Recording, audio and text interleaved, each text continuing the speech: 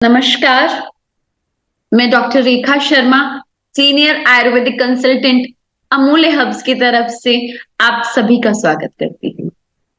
उम्मीद करती हूँ कि आप सभी लोग स्वस्थ होंगे, व्यस्त होंगे और मस्त होंगे। एक नारी अधूरी है, एक स्त्री अधूरी है जब तक वो अपनी गर्भ से संतान ना उत्पन्न कर ले।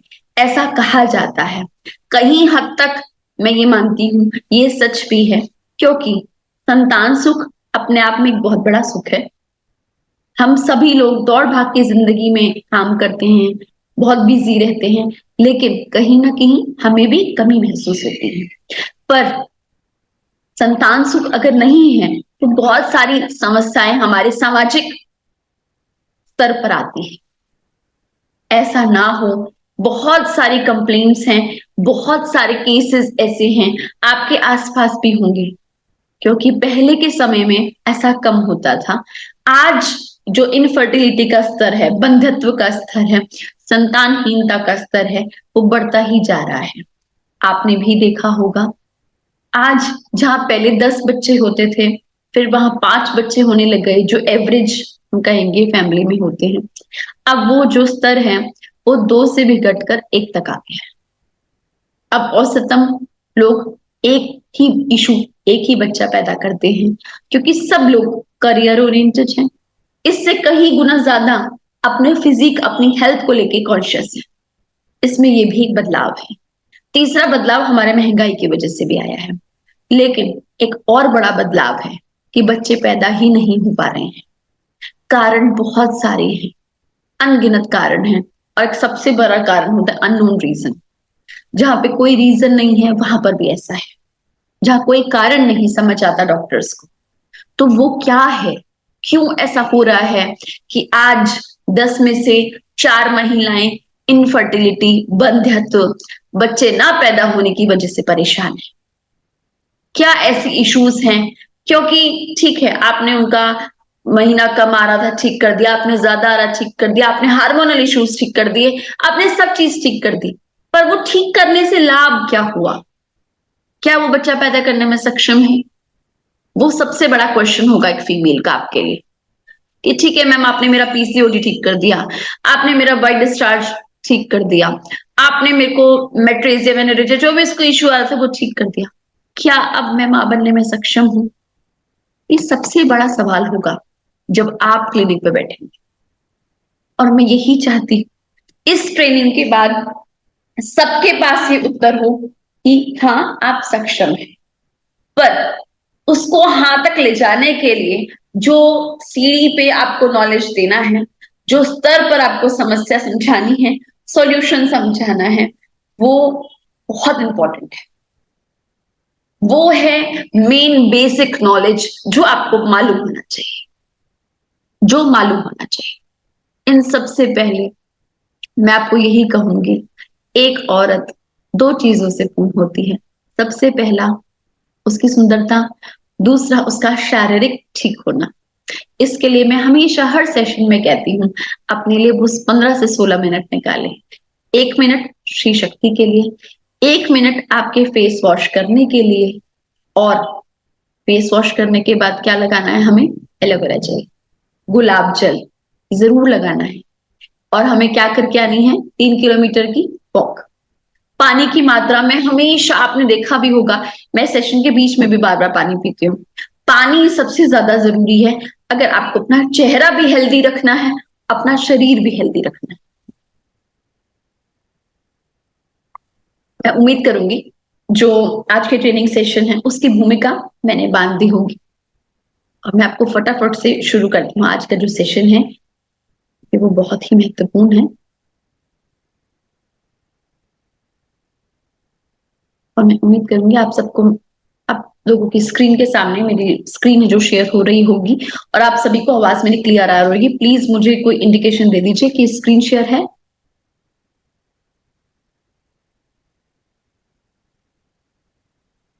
कोई मुझे मैसेज करके बताएगा कि मेरी आवाज और मेरी स्क्रीन क्या शेयर हो रही है?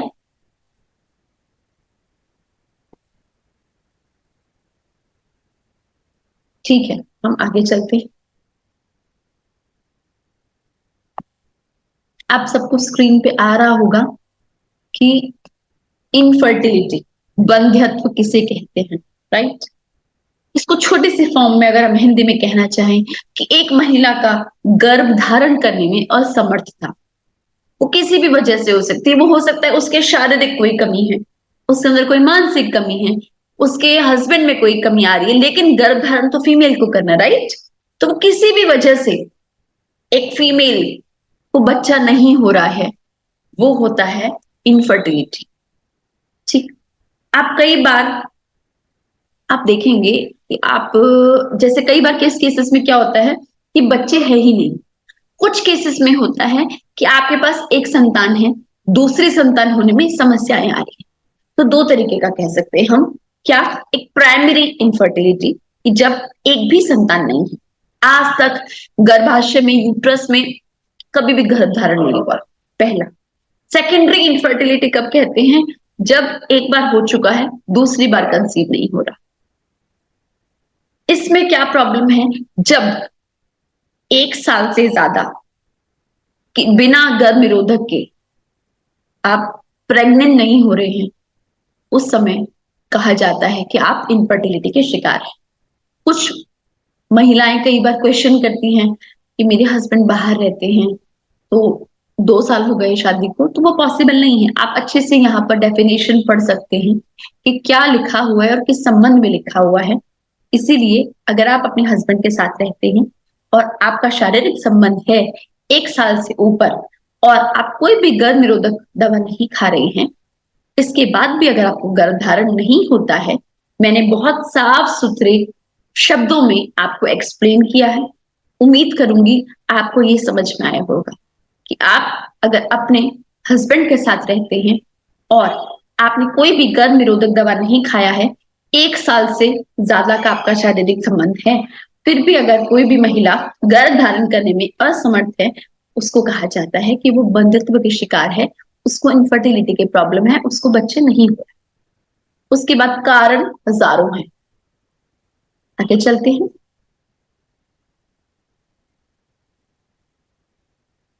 लक्षण क्या क्या है, क्या होता है? इसका कोई पर्टिकुलर लक्षण नहीं है। भाई प्रेगनेंसी का कैसे पता लगेगा? भाई पॉजिटिव और नेगेटिव, राइट।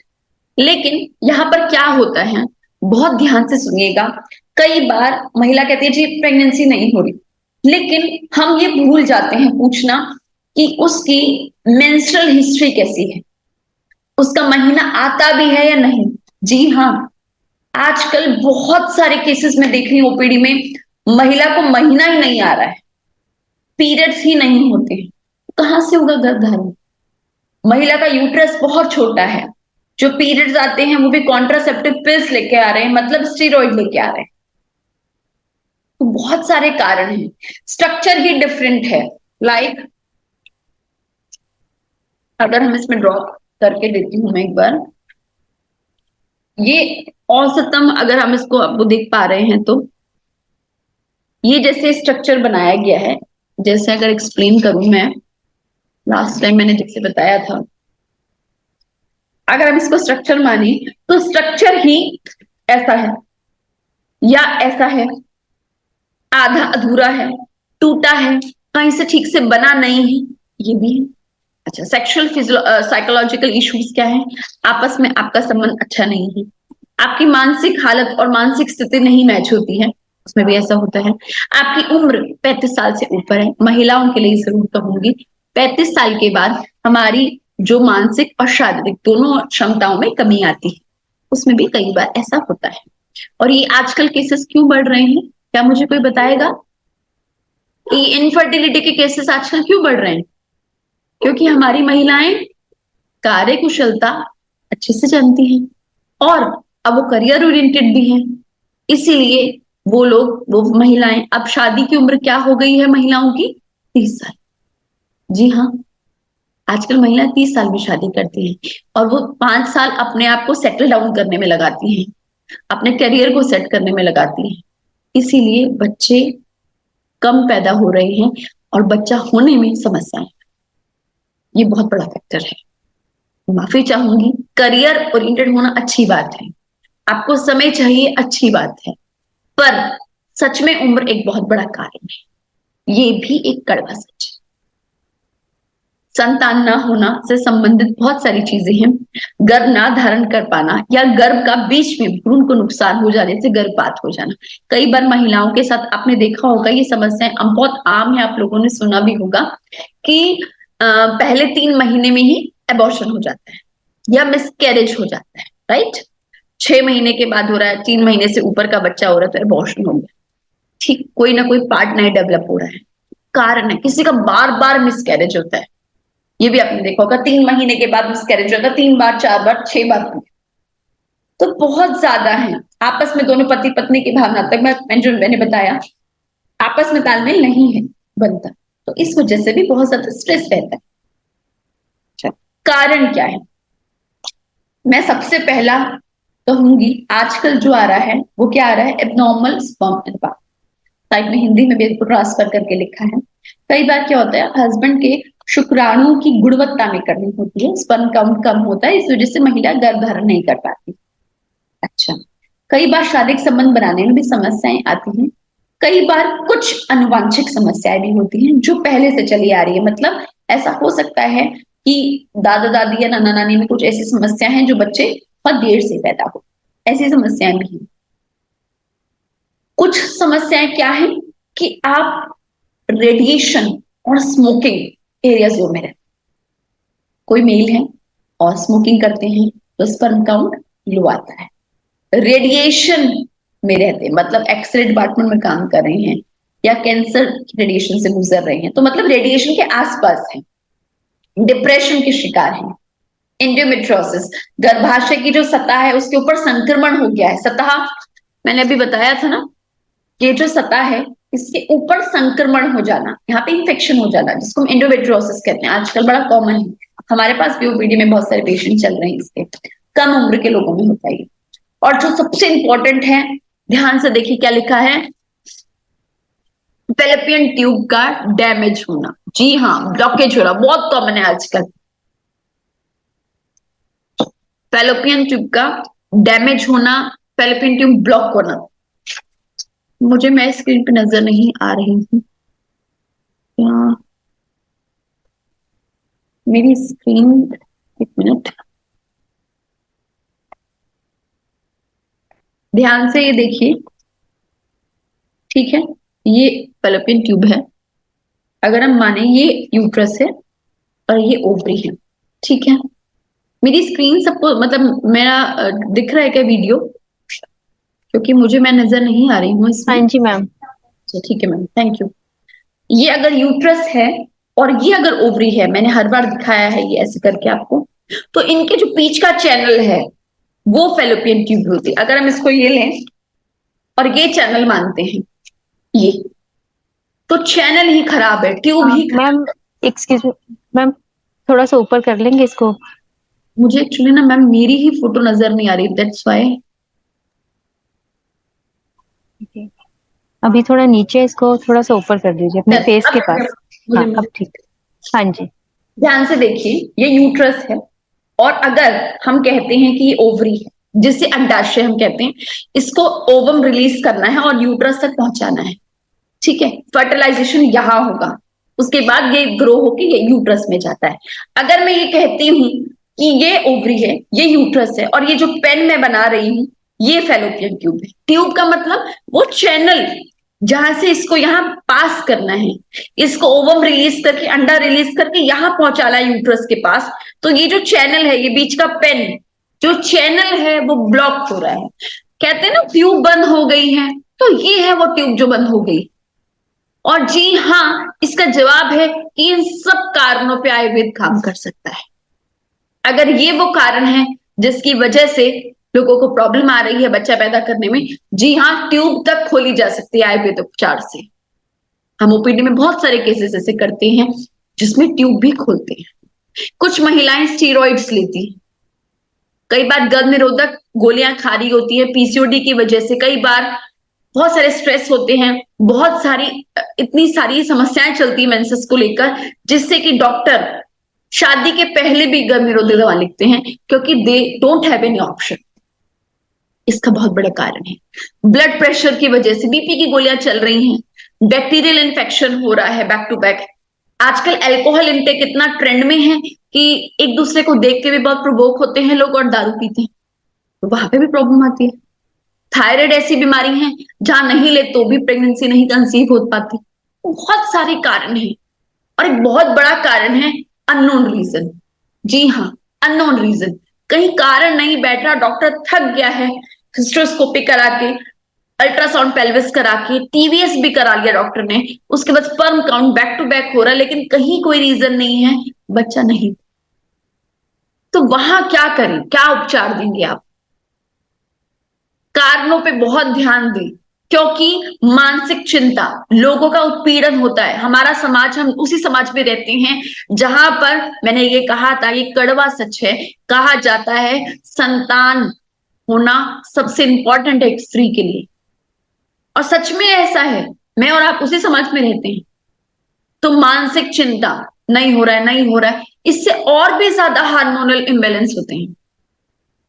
इससे अकेलापन लगने लग जाता है, चिड़चिड़ापन डेवलप होता है फीमेल के अंदर, और दूसरों को देख देख के टेंशन होती है कि उनके बच्चे हो गए, अब क्या करेंगे, हमारे पास नहीं है, नहीं हो रहे हैं, किसके पास जाऊं, नींद नहीं आना, चिंता करते करते शक करने की आदत बन जाना, ये भी बहुत है, बहुत ज्यादा है ये। इसको डिटेल एक्सप्लेन नहीं करूंगी, आप खुद बहुत समझदार हैं। इससे धीरे धीरे हार्मोनल इम्बैलेंस आता है और कैंसर तक होने की संभावनाएं होती है। इन बातों पर बहुत ध्यान दें। ये वो चीजें हैं जो आपके शरीर पर प्रभाव डालती हैं जब आप ये सब फेस करते हैं। बहुत प्रॉब्लम फेस करते हैं लोग, पता है, हजार तो लोग आपको डॉक्टर के एडवाइस देके जाएंगे कि वहां वो डॉक्टर है, वो अच्छा ट्रीटमेंट देता है, वहां वो दवाई है, वो अच्छा काम करती है, और आपके पास भी लोग आएंगे और फिर कहेंगे 4 दिन बाद असर नहीं हो रहा, किसी ने मुझे बताया था दूसरे डॉक्टर के पास जाऊं, किसी ने मुझे बताया था आईवीएफ करवा लूं। तो बहुत सारे लोग मिलेंगे आपको, हमें ओपीडी में मिलते हैं ऐसे पेशेंट्स। क्योंकि एक बहुत बड़ा सच है, इनफर्टिलिटी, बंध्यत्व का जो पेशेंट होगा, कपल होगा, हस्बैंड वाइफ होंगे, वो बहुत इम्पेशेंट होंगे, बहुत इम्पेशेंट होंगे। मतलब उनमें पेशेंस, मतलब हम कह सकते हैं जो एक क्षमता होती है ना धैर्य रखने की, जी हाँ, धैर्य रखने की, वो खत्म हो चुकी होती है। वो धैर्य नहीं रख पाएगा, क्योंकि वो आपके पास पता है कब आएंगे, 10 साल, 5 साल, 18 साल पे भी आते हैं। जी हाँ, हमारे पास बहुत सारे केसेस ऐसे। तो वहां आते हैं लोग, वहां उम्मीद हर महीने पे होती है कि क्या इस बार मुझे गर्भधारण होगा।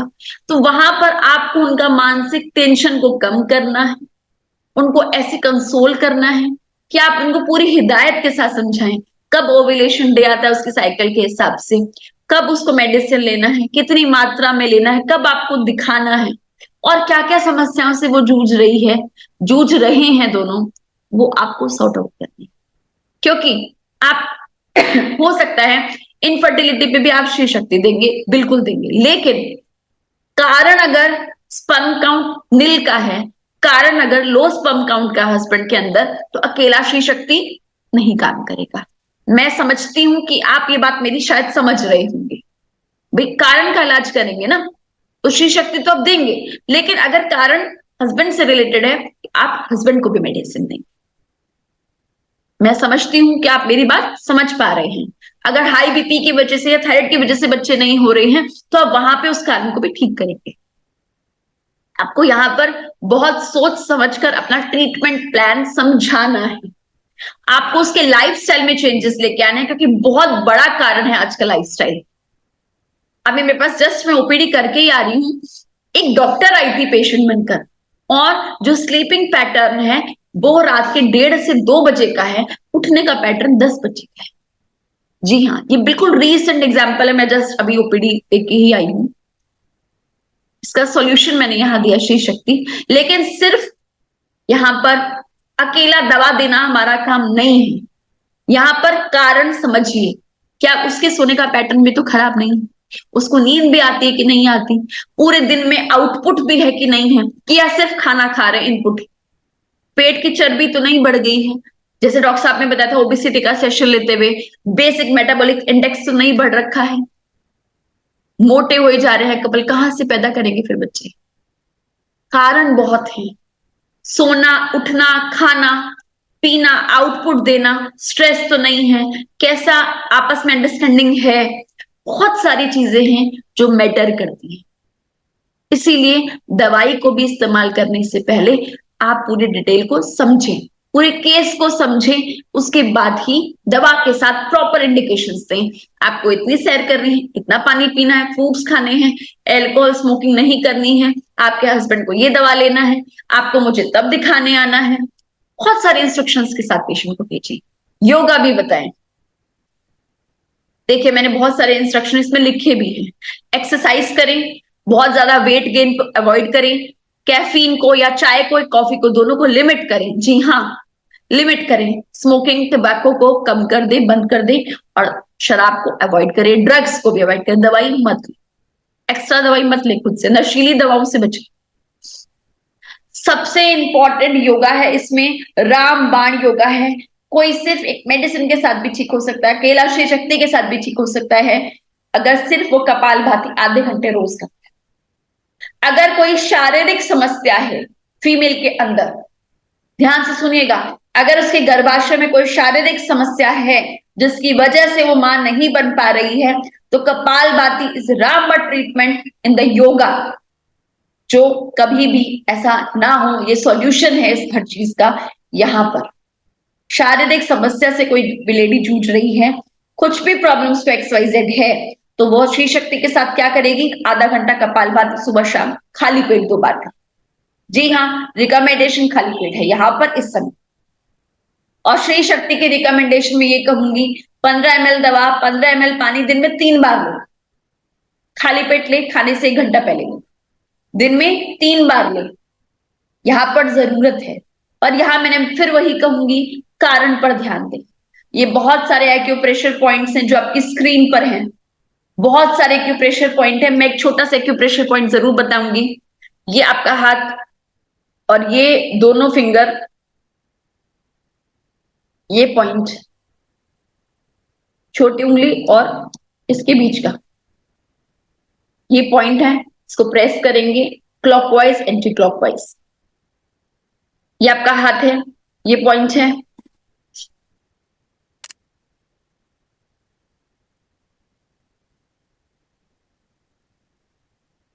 इसको प्रेस करेंगे क्लॉकवाइज एंटी क्लॉकवाइज दिन में 5 से 6 बार।